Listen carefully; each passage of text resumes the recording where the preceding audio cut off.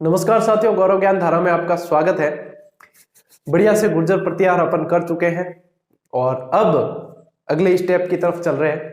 और अगला जो टॉपिक है अपना वो है अजमेर के चौहान। ठीक है, अभी तक मेरी कोशिश रही थी कि बिल्कुल क्रमबद्ध तरीके से व्यवस्थित चले और हुआ भी है। 47 क्लासें अपलोड कर चुका हूँ, 48वीं क्लास है और खुशी है कि विद्यार्थियों की तैयारी जिस सोच के साथ में बैच शुरू किया था उसी तरीके से विद्यार्थियों की तैयारी चल रही है। जितना आपको चाहिए उससे थोड़ा सा ज्यादा ही बता रहा हूं, कम नहीं बता रहा हूं, पूरी मेहनत के साथ पढ़ा रहा हूं। बाकी यूं है कि जीके और ये सब अथा है, यदि इसमें ये भी कहा जाएगा और तो इसका कोई अंत है ही नहीं। तो है ही नहीं, वैसे भी जो भारी भारी ग्रंथ वगैरह पढ़ते हैं तो उनके लिए फिर लगेगा ये नहीं बताया वो नहीं बताया। अंत कुछ भी नहीं है, लेकिन लेवल पकड़ के चलना है। और मुझे विश्वास है कि मुझसे जुड़े हुए जितने विद्यार्थी हैं उन्हें मैं पिछड़ने नहीं दूंगा, ये बात है। तो बढ़ते हैं अपन। आज अपन पढ़ने जा रहे हैं अजमेर के चौहान। तो अजमेर के चौहान पढ़ने से पहले, क्योंकि चौहानों की अलग अलग शाखाएं हैं तो इसलिए अजमेर के चौहान दे रखा है। ठीक है, तो अजमेर के चौहान पढ़ने से पहले थोड़ा सा चौहान को समझते हैं कि कहां से उत्पत्ति हुई, कैसे, थोड़ा सा कंसेप्ट क्लियर करें तो बढ़िया रहेगा। तो सबसे पहले मैंने हेडिंग डाल रखी है चौहान, इसीलिए चौहान हेडिंग डाली है, अजमेर के चौहान नहीं डाली है। चौहान वंश की यदि बात की जाए तो सबसे पहले साथियों अपन ने नागवट पढ़ा था जब गुर्जर प्रत्याहार में, तो उसमें मैंने बताया था कि आसपास के शासक इसके सामंत थे, तो उसमें चौहान भी आ गए। यानी कि चौहान प्रारंभ में गुर्जर प्रत्याहारों के सामंत थे। ठीक है, एक बात निकल के आ गई कि ये क्या थे, गुर्जर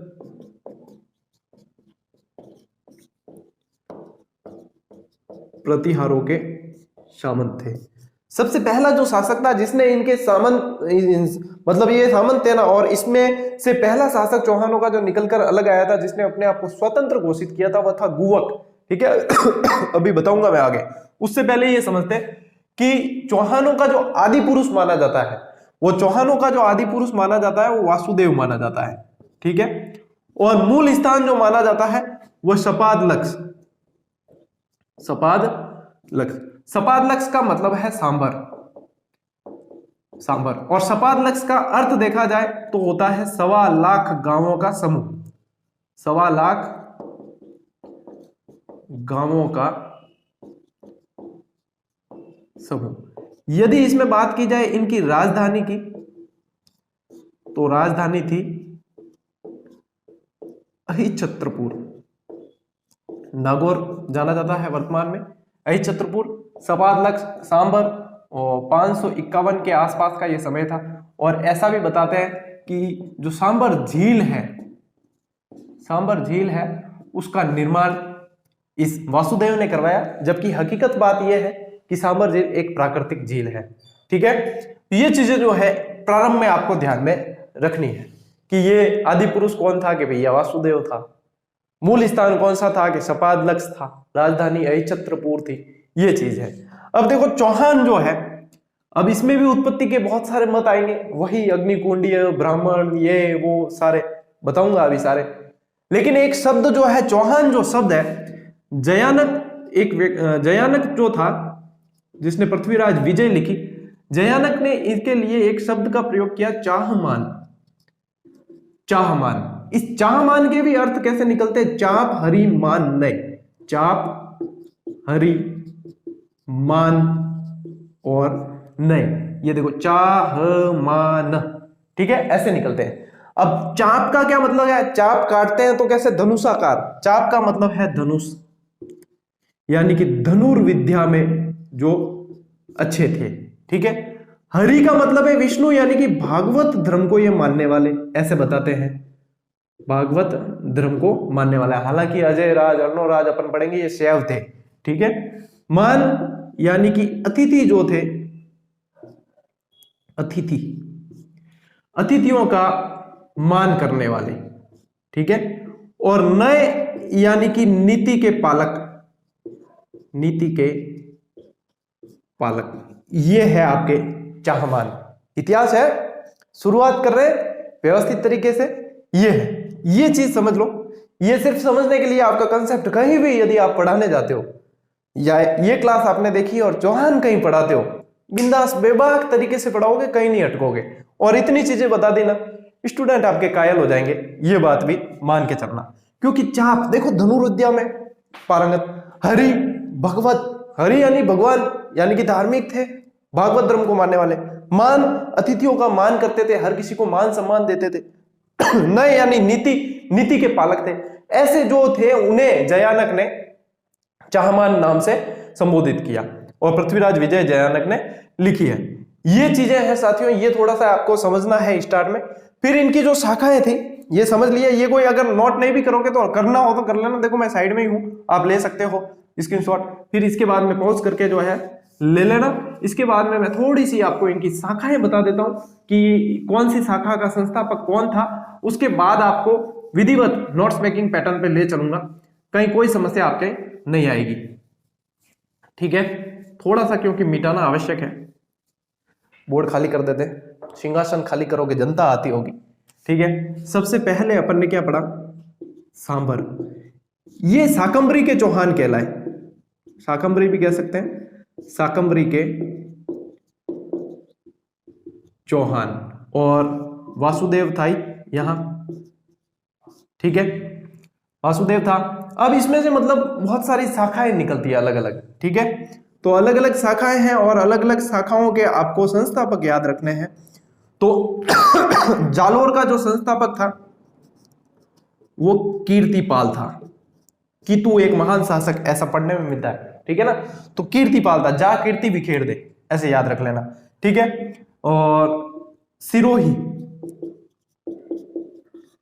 सिरोही का जो था वो लुम्बा था, लुम्बा चौहान, सीलू, ठीक है, लुम्बा चौहान था। रणथंबोर इस तरफ लिख देता हूं तो थोड़ा सा आपको आइडिया में भी ठीक रहेगा, ताकि कंफ्यूज नहीं होंगे आप, थोड़ा सा आपको बढ़िया रहेगा। रणथंबोर गोविंदराज, पृथ्वीराज तृतीय का पुत्र गोविंदराज, इसने स्थापना की रणथंबोर के अंदर, ठीक है। बूंदी देवा, बुंदेवा ऐसे याद रखना ना, रण गोविंद, ठीक है। ये थोड़े से नाडोल, और नाडोल इधर ले लेता हूं,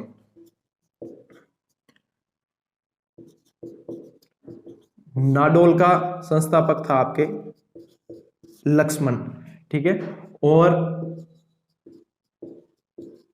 अजमेर, अजमेर में कोई दिक्कत आएगी नहीं, अजय राज था, अजय राज। अब देखो कितनी शाखाएं हो गई, ये 1, ये 2, ये 3, ये 4, ये 5, ये 6, इस तरीके से इनकी शाखाएं। और ये तो थी सांबर वाली, ठीक है। ये चौहान पूरा का पूरा शाखा वृक्ष है, पूरी कैसे आपको भी याद करनी पड़ेगी, ठीक है। देखो सिरोही का सीलू याद रख लेना, जा कीर्ति बिखेर दे, ठीक है। नाल याद रख लेना, नाल। अजमेर का अजय राज याद रह जाएगा, वासुदेव तो आपको याद करना ही है, रण गोविंद और बुंदेवा, बूंदी देवा, इस तरीके से आपको याद करना है। ये थोड़े से इतने, मतलब ये आपके यूं बताऊं अगर सिलेबस में नहीं है, अजमेर के चौहान है, तो फिर अपन को पढ़ना क्या है, ये पढ़ना है, ठीक है ना। अब अपन आएंगे यहां से यहां पे। अब इनके बीच में बहुत सारे कुछ शासक रहे, दुर्लभ राज रहे हैं, आपके गुवक रहा है। तो ये थोड़े एक एक जो इंपॉर्टेंट पॉइंट है इसमें से उनको पढ़ेंगे, और फिर अजय राज, अर्णोराज, और इनको अपन व्यवस्थित रूप से तैयार करेंगे। क्यों प्रश्न अपने जो आएगा, अपना सिलेबस क्या है वो ये है। ये थोड़ा सा आपके आधार तैयार हुआ है, ताकि आप कोई भी एग्जाम देंगे तो आपको सीधा मतलब इतनी समस्या नहीं होगी समझने के अंदर। तो थोड़ा सा अपन इसके आधार से इसको उठाया है, और फिर अपन आ रहे हैं बिल्कुल सिलेबस पे। इसका स्क्रीनशॉट लेना चाहते हो साथियों तो ले लो, एक बार नोट कर लो, ये हमेशा ही काम आने वाली चीज है। फिर अपन आगे बढ़ते हैं।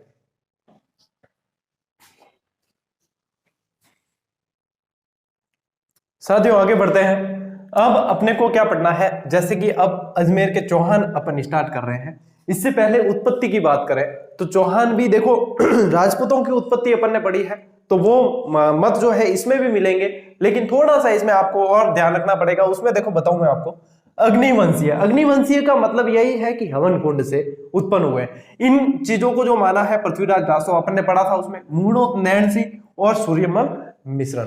अब पृथ्वीराज रासो की रचना चंद्रप्रदयी, मूढ़ोत्नयनसी और सूर्यमल मिश्रण। सूर्यमल मिश्रण ने वंश भास्कर की रचना की। ओजस्वी कवि थे ये, और वंश भास्कर की रचना पूरी नहीं कर पाए थे, तो फिर बाद में इनके पुत्र मुरारी दान ने पूरी की।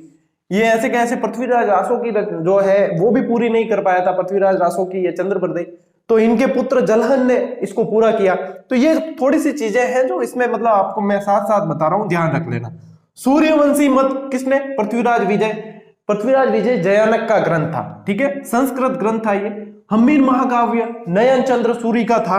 हम्मीर रासो जोधराज का था। सूर्जन चरित्र, बेदला शिलालेख और गौरीशंकर हीराचंद ओझा।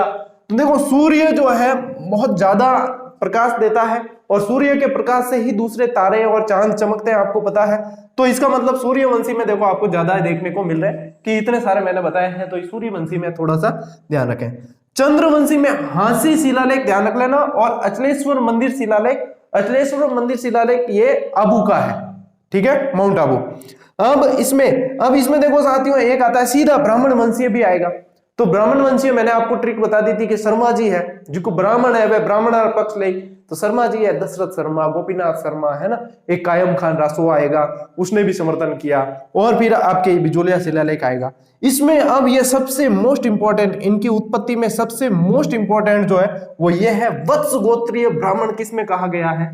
बिजोलिया शिलालेख के अंदर वत्स गोत्रीय ब्राह्मण कहा गया है। स्पेशली वत्स गोत्रीय ब्राह्मण पूछते हैं तो आंख बंद करके बिजोलिया शिलालेख को आप सही कर सकते हो। तो ये थोड़ा सा मतलब इनकी उत्पत्ति से संबंधित आपको ध्यान में रखना है कि इसमें चौहानों की उत्पत्ति से संबंधित भी ये चीजें कई है। अब आते हैं अपन उनके प्रारंभिक शासकों में। ये शाकंभरी के ही है शासक वैसे, क्योंकि अजमेर शाखा जो है अपन अजय राज से पढ़ेंगे। अब शाकंभरी के शासकों में ऐसे तो बहुत सारे दे रखे हैं, ठीक है ना, दुर्लभ राज है, चंदन राज है, बहुत सारे है, लेकिन आपको जो चीज चाहिए वही मैं बता रहा हूं।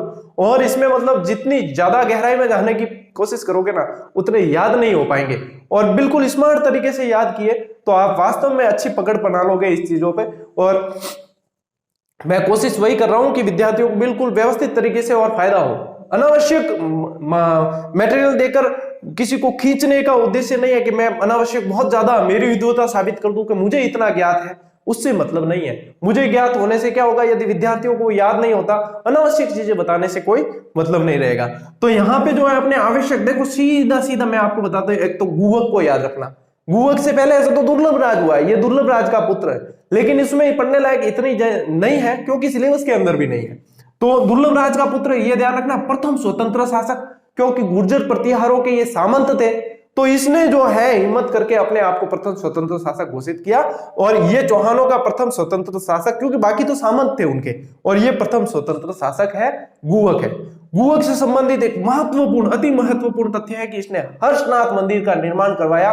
और हर्षनाथ मंदिर आपको पता है, हर्ष की पहाड़ियां सीकर वहां पे है, सीकर में बना हुआ है। हर्षनाथ मंदिर का निर्माण किसने करवाया, ये प्रश्न बनता भी है, तो ध्यान रखना कि गुहक ने करवाया है। बस इसमें से ये तीन चीजें आपको ध्यान रह गई, काफी आपके लिए। अब इसके बाद में जो है, वैसे तो शासक है बीच में, ठीक है ना, लेकिन अपने को ध्यान रखना है अब सीधा विग्रहराज, विग्रहराज द्वितीय, ठीक है। विग्रहराज चतुर्थ तो बहुत इंपॉर्टेंट है, जो बाद में आएगा, विशलदेव वो। तो विग्रहराज द्वितीय के अंदर क्या ध्यान है, अनिल पाटन। अनिल पाटन कहाँ है, गुजरात के अंदर। गुजरात में चालुक्यों का शासन था, तो गुजरात में अनिल पाटन में मूलराज प्रथम को इसने पराजित किया। भड़ोच में कुल देवी आशापुरा माता का मंदिर बनवाया, और ये दो फैक्ट निकलते हैं आपके विग्रहराज से। एक तो आशापुरा का मंदिर कहां बनवाया, भड़ोच में बनवाया, और एक मूलराज को पराजित किया, ठीक है। ये दो चीजें ध्यान रखनी है इसमें। फिर एक बीच में एक शासक आएगा गोविंद तृतीय, इसके अंदर कुछ भी ध्यान नहीं रखना है।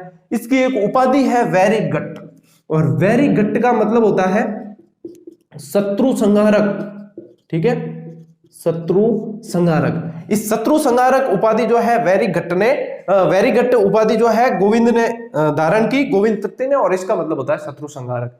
इतनी चीजें ध्यान रखनी, इसके बाद में अपन अजय राज की ओर बढ़ेंगे। देखो एक बार वापस बता देता हूं, उत्पत्ति से संबंधित आपको बिल्कुल अच्छे से याद हो जाएंगे।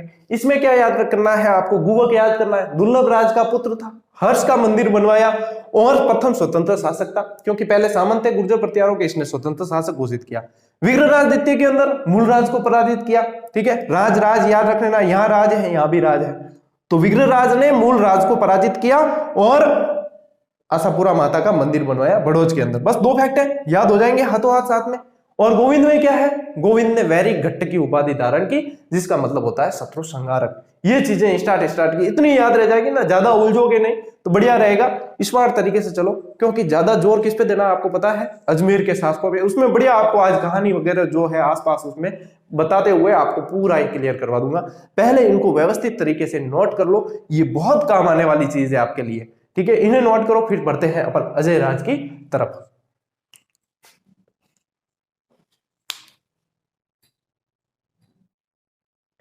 तो साथियों अब आ गए हैं अपन अजय राज के ऊपर, और अजय राज से अपना जो मेन सिलेबस है वो चालू होता है, क्योंकि अजमेर के चौहानों का संस्थापक कहा जाता है अजय राज को।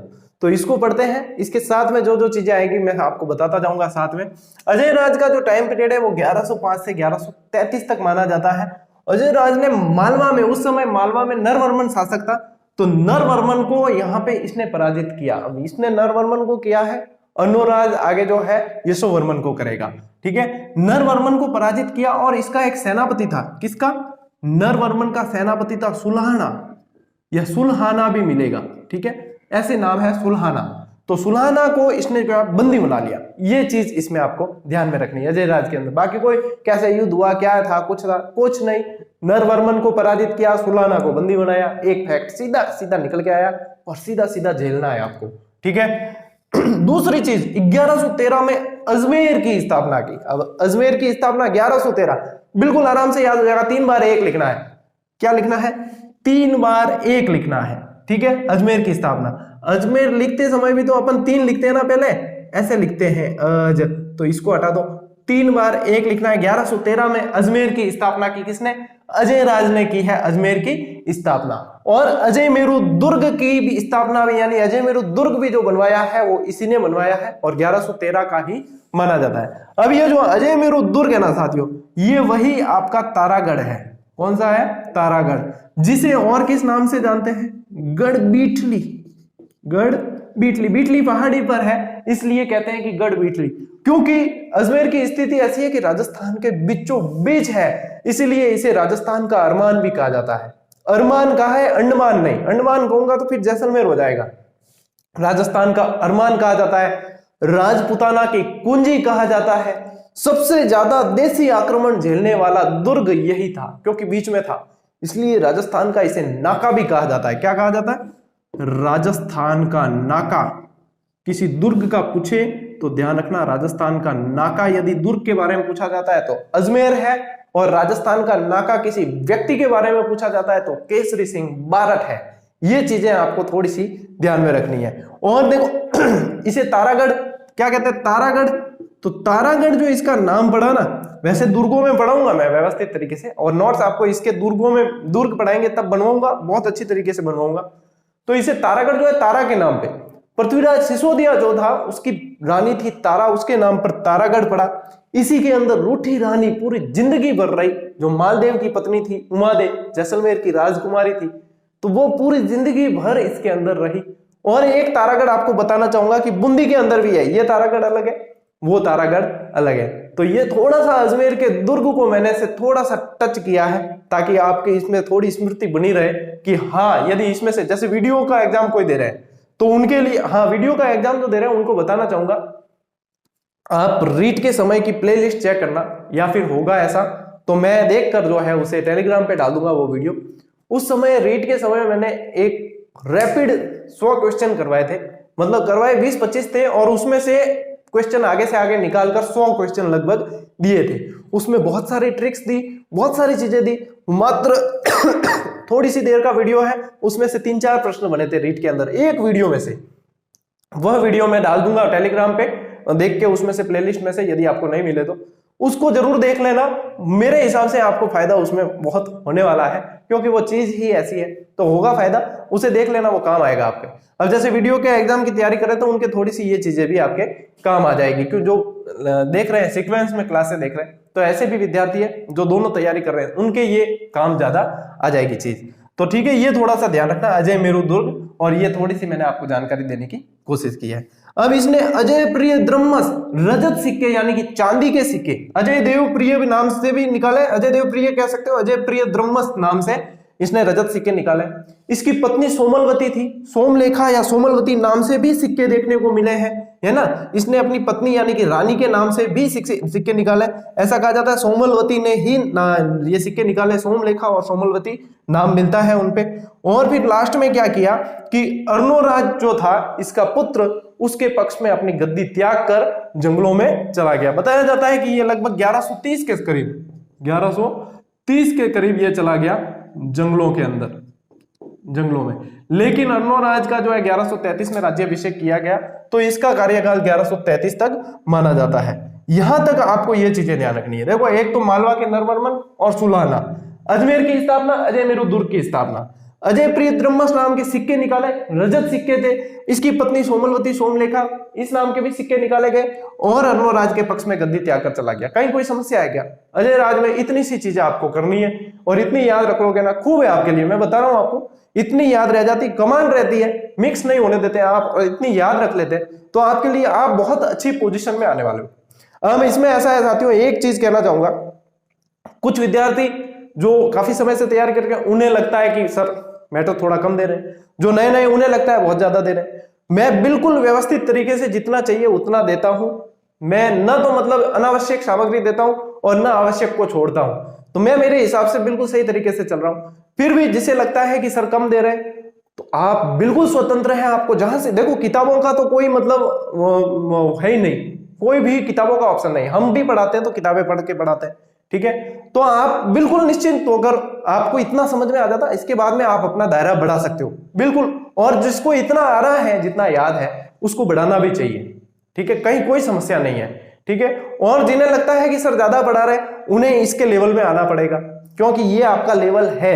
और मैं जिस भी क्लास को डालता हूं, जिस परीक्षा की क्लासें डालता हूं, रीट की डाली थी तो रीट के लेवल को पकड़ के डाली थी, और विद्यार्थियों को पता है कि वो लेवल उनके लिए कितना काम किया था। रणनीति भी बताई थी तो उनको पता है कितना काम किया। सभी विश्वास, इसीलिए ये 8-9 महीने का नतीजा है जो आप देख रहे हो चैनल पर। लगभग 1 लाख विद्यार्थी जुड़ने वाले हैं, अब गिनती के दिन रहे कुछ बाकी, तो ये उसी का नतीजा है। जो बताता हूं दिल से बताता हूं, सही बताता हूं, और मेरी कोशिश पूरी मैं करता ही हूं। अब ये बात हमेशा कहूंगा, मैं मेरी तरफ से आपको सारी चीजें सलाह दूंगा या जो भी होगा, उसके बाद में निर्णय लेने के लिए आप स्वतंत्र हो, आपका स्वतंत्र निर्णय है। मैं कोई बुक लिख रहा हूं, मैं कोई बुक बता रहा हूं, उसके बाद भी आप उसका आकलन करें, उसके बाद में आप उसको लेंगे, और उसके बाद में आपका ये स्वतंत्र निर्णय है। चाहे कोई भी किताब पढ़ सकते हो आप। मैं कभी भी आपको नहीं कहता हूं कि सिर्फ मेरी पढ़ो, सिर्फ मेरी क्लास देखो और किसी की नहीं देखनी आप, ऐसा कभी भी नहीं कहता हूं। आप इसके लिए स्वतंत्र हो। मैं मेरा प्रयास कर रहा हूं, और आपको मुझसे 2% ज्यादा करना है आपके सिलेक्शन के लिए, ये आपको ध्यान में रखना है, ठीक है। तो अजय राज को नोट कर लो, और फिर चलते हैं अपन अर्णोराज की तरफ। अर्णोराज में बहुत बढ़िया आपको एक स्टोरी सुनाता हूं, मजा आएगा आपको। पहले इसे नोट करो।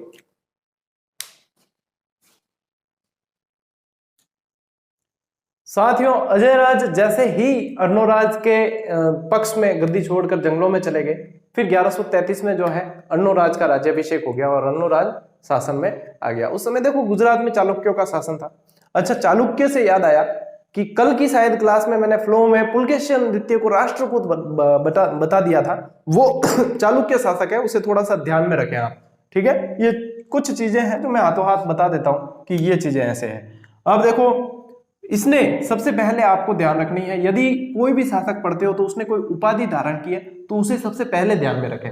तो इसने महाराजाधिराज परमेश्वर की उपाधि धारण की है, और ऐसी जानकारी जो है हमें रेवासा के शिलालेख से मिलती है। रेवासा के शिलालेख से, रेवासा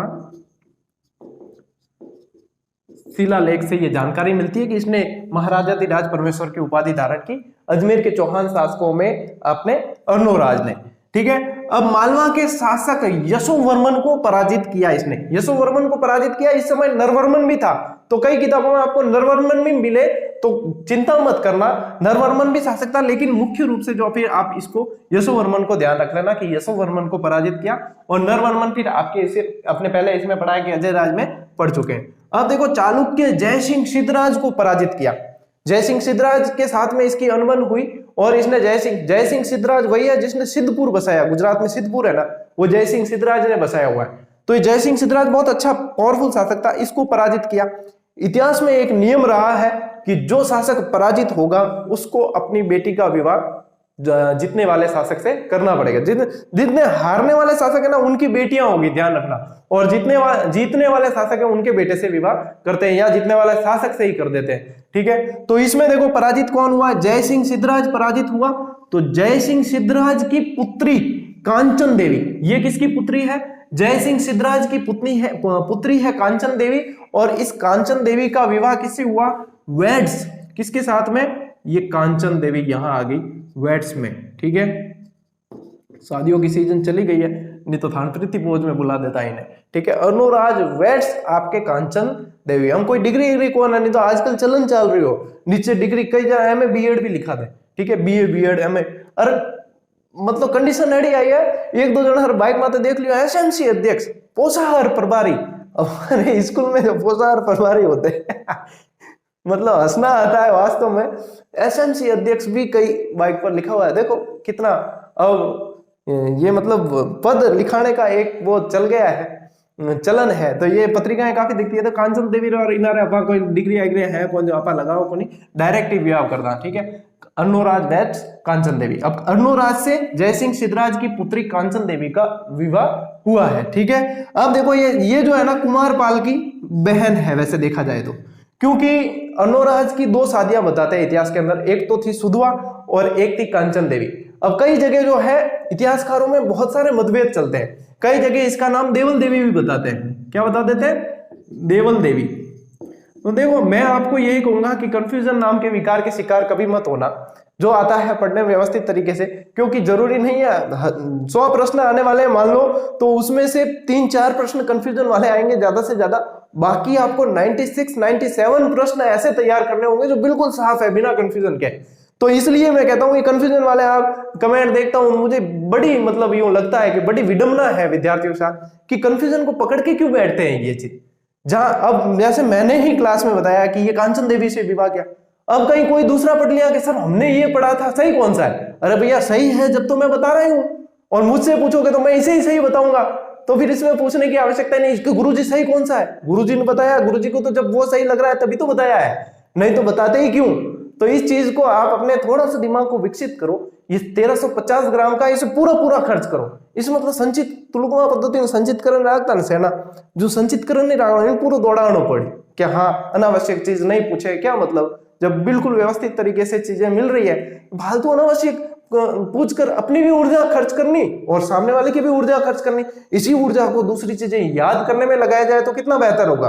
तो ये है ऊर्जा के कुछ नियम होते हैं, उस हिसाब से पढ़ाई किया करो और ये हमेशा आपके काम आएगी चीजें। जो जितना व्यवस्थित स्मार्ट तरीके से पढ़ेगा ना वो उतना ही मंजिल के करीब पहुंचेगा, जितने उलझोगे उतने दूर होगे। इस चीज को थोड़ा सा समझना। अब देखो कांचन देवी से विवाह हो गया, अब ये कुमारपाल की वैसे क्या हो गई, बहन हो गई। अब एक बार क्या हुआ, मैं बताना आपको स्टोरी बताऊंगा।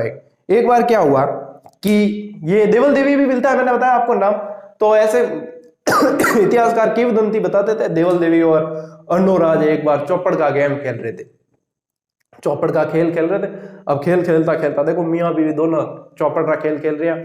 अब देवल देवी क्या है कि मेरे पेरिया मतलब बहुत मतलब स्मार्ट है, मेरे लुगाई आदत भी है, हमारे पीर यार मतलब बड़ाई करनी और बुराई सुननी नहीं, बुराई सुनी जाए कौन। अर्णोराज भी जोश में आगो कि भाई तेरे पीरिया पावरफुल है, मैं भी पावरफुल हूं, मेरे भी परिवार वाले बहुत पावरफुल है, मैं पावरफुल हूं। देवल देवी कहे नहीं, हमारे मेरे पीर पक्ष वाले ज्यादा पावरफुल है, आपसे ज्यादा पावरफुल है। ऐसे करके दोनों में होगी अनबन। चौपड़ खेलते खेलते पर चौपड़ तो बटे रहेगी और युद्ध के मैदान तक बात पहुंच गई। ए बाईसा जी को फोन करियो, आप सीधो कुमारपाल ने व्हाट्सएप कर दियो, व्हाट्सएप बहुत तगड़ो जल्दी जावे बाज तो है कुमारपाल साहब देखियो कि अरे यार अब बात होगी कि अब मतलब इज्जत को सवाल है कि पावरफुल कौन है, एडी बात चाल गई। तो सीधा का सीधा कुमारपाल जो है फिर युद्ध को उतारू हो गया और इन दोनों के बीच में अर्णोराज और कुमारपाल के बीच में युद्ध हुआ। इसमें क्या हुआ देखो, पहले तो जय सिंह सिद्धराज पराजित हुआ था, इस युद्ध में क्या हुआ कि कुमारपाल जीत गया और मैंने क्या बताया, हारने वाले शासक को अपनी पुत्री का विवाह करना पड़ता है। अब यहाँ रिश्ते विश्ते ये कोई इतना दिमाग लगाना मत, क्योंकि ये जो चीज अपन को पढ़ने को मिली है उसी को पढ़नी है अपन को, ठीक है ना। कुमारपाल से पराजित हो गया अर्णोराज, तो अर्णोराज ने क्या किया, अपनी पुत्री जलहन या जलना भी नाम मिलता है, इस जलहन या जलना का विवाह जो है इससे कुमारपाल से करवा दिया और समादमा मतलब समझौता हो गया, दोनों के बीच में संधि हो गई। और ये थी छोटी सी स्टोरी जो आपको ध्यान में रखनी है। आपको इतिहास में सीधा ऐसे पढ़ने को मिलेगा कि कुमारपाल से पराजित हुआ, जलहन का विवाह इसे कराया। आप कई जना कहे कि सर अबार तो आप बताता कि पृथ्वीराज चौहान, जो पृथ्वीराज रासो लिखी चंद्रप्रदयी, उसके पुत्र का नाम जलन था, उसने पूरा किया। अरे इसका नाम भी जलन है, अपा की कर सका, ठाक दे नाम, ध्यान रखना इसका भी जलन जलना मिलता है, वो जलन अलग है, ये जलन अलग है, ठीक है ना। तो ये चीज है फिर इन दोनों के बीच में, ये थोड़ा सा आपको मैंने इसमें बताया है, ठीक है। अब इसने जो है आना सागर झील का निर्माण करवाया, और आना सागर झील अपन पढ़ चुके हैं, झीलों के अंदर व्यवस्थित तरीके से। पुष्कर में वराह मंदिर का निर्माण करवाया, और बताते हैं कि वराह मंदिर के अलावा भी और मंदिरों का निर्माण करवाया, लगभग दर्जन पर मंदिरों का, 12 मंदिरों का निर्माण जो अर्णोराज ने करवाया, ऐसा बताते हैं। इसके दरबार में देवघोष और धर्मघोष नाम के विद्वान थे। ये विद्वानों से संबंधित बहुत सारे प्रश्न पूछते हैं, तो आपको ध्यान रखना है कि देवबोध और धर्मघोष जो थे वो अर्णोराज के दरबारी थे, और ये आपके मोस्ट इंपॉर्टेंट प्रश्न है, ठीक है। देवबोध और देव और धर्म ऐसे याद रख लेना, देवता का नाम आएगा वहां धर्म का नाम आएगा ही, धर्म का नाम आता है वहां देवता का नाम आता ही है। तो देव और धर्म अर्णोराज के समय थे। आना जी, ठीक है, आना सागर झील बनाई, ये है। अब इसमें जो है इनका एक पुत्र था जगदेव।